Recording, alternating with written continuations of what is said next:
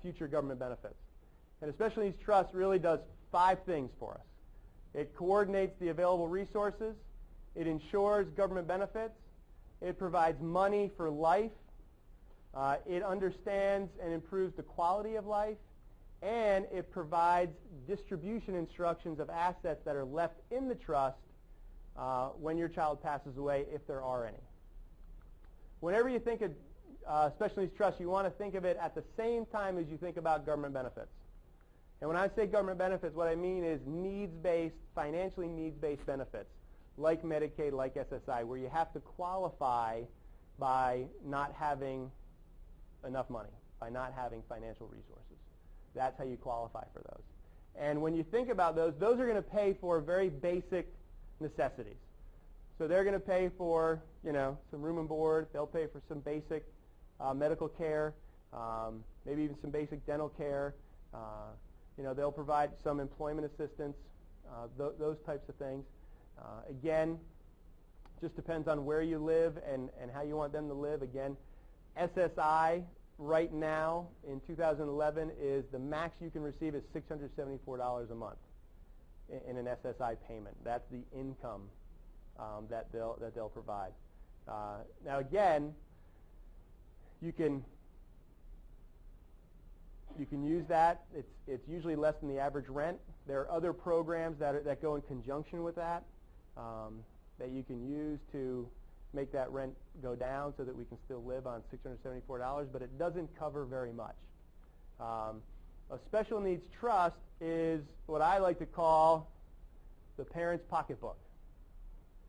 Basically, it provides everything that you provide while you're alive, which comes out of your pocket.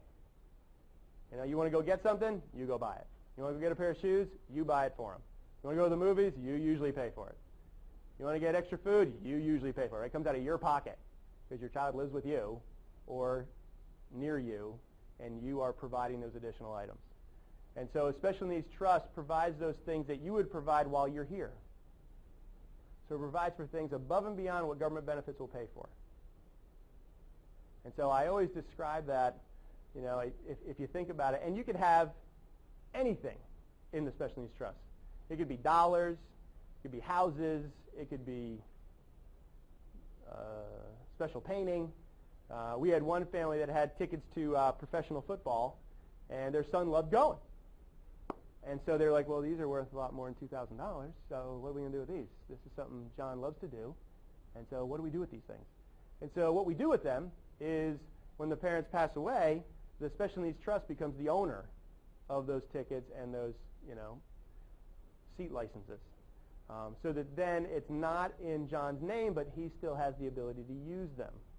What I liked about this plan is that they put them in there, and then they put stipulations on them. And they said,